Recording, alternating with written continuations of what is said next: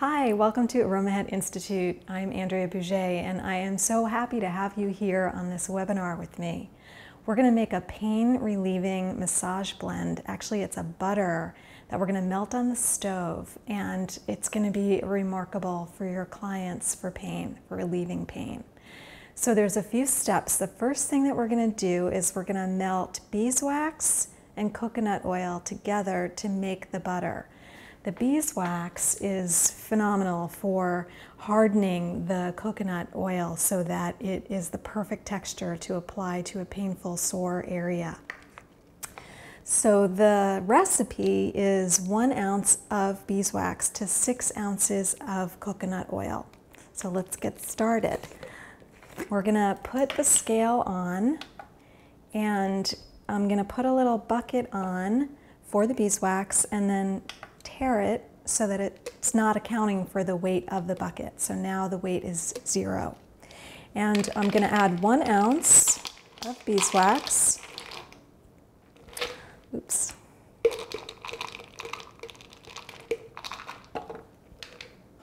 Perfect. Okay, and then I'm going to take the beeswax over to the stove and get it melting. So I'm just going to bring my little bucket over here, and here I have just some hot water in this pot. It's filled about 1/4 of the way so that it doesn't bubble up too much. And I have a little Pyrex. You can use any kind of double boiler setup that you like.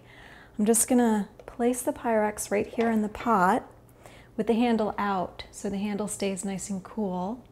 And then I'm gonna put the beeswax right into the Pyrex. And then as that's melting, it's gonna take a few minutes, I'm going to come back over and measure the coconut oil. The coconut oil, I have this really big 1-gallon jug, but you can get it in much smaller amounts, whatever's convenient for you. And coconut oil is so soothing on the skin and just wonderful for sensitive skin, wonderfully cooling if you have a hot inflamed injury, which is the point of this blend, for something that feels swollen, it feels hot, it's painful. So coconut oil is hard when you're in cold weather, and it's liquid when you're in warm weather, and I'm in Florida and it's September, so it's definitely warm. So I'm just gonna scoop it out, and I need 6 ounces, so let's see how much I have right now. 4.5, so I'm gonna add a little bit more.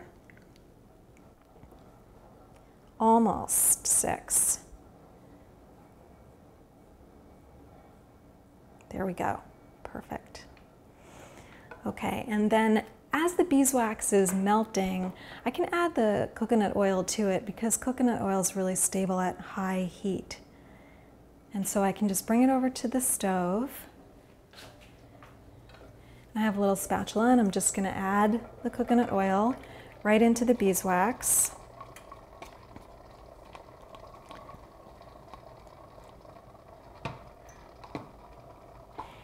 And we're just going to let that melt, and then we're going to go to step 2, the second process, which is measuring the essential oils.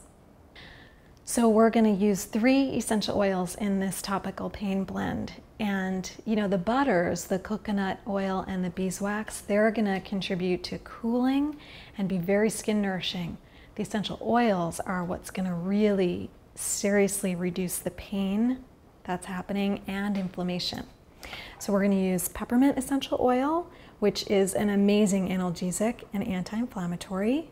And we're going to use lavender essential oil, which also is a strong pain reliever. It's going to help reduce muscle spasms and inflammation. And then we're going to use orange. And orange is very emotionally uplifting for when someone's hurt. They're going to feel very soothed by the aroma, as well as it's going to contribute to the pain relieving properties. So we have 25 drops of peppermint, and I have this little 10 ml beaker here that we're going to use because it's easier than putting all these drops right in the blend. 25 drops equals approximately 1 ml. So this is graduated by the ml. So I am going to drop 1 ml of peppermint essential oil into here, or 25 drops.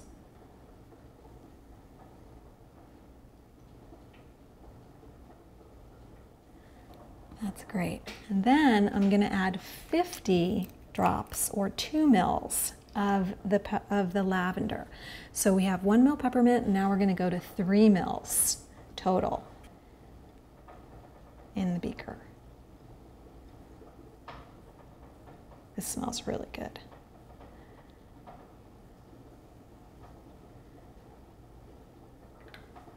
Great, perfect. So again, we have 1 ml peppermint and 2 mils lavender. Now we're going to add 2 more mils of orange, so that'll bring us to 5 mils total for this blend.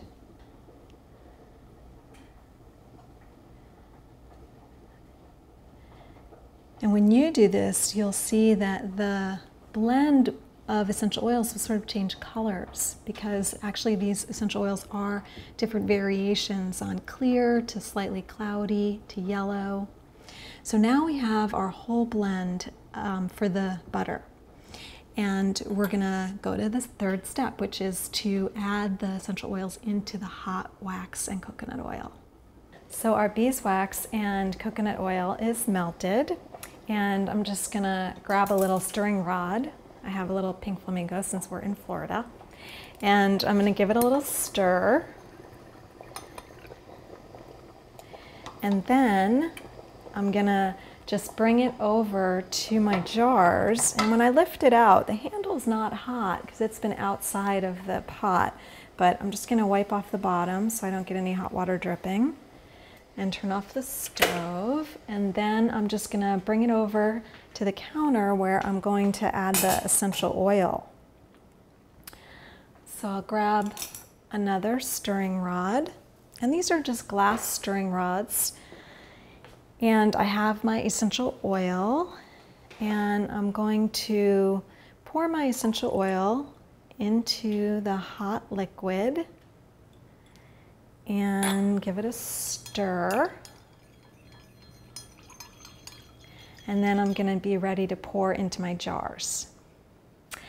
This blend makes 7 1-ounce jars, or you could put it in larger jars, but I made a small amount, just thinking that would be practical for you in the beginning.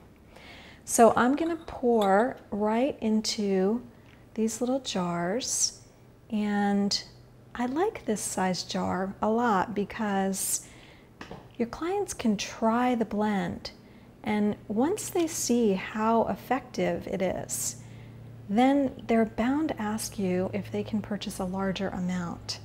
And in that case, you can make more, and you could put it into a 2-ounce size jar or even a 4-ounce size jar for them.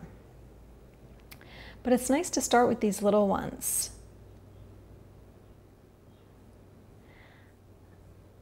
Okay.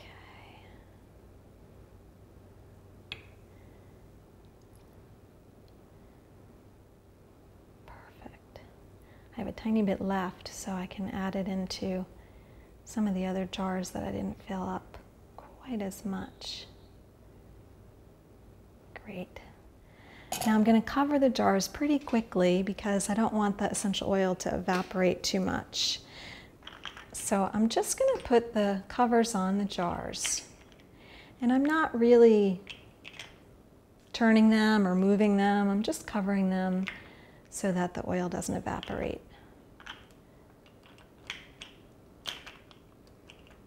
There we go.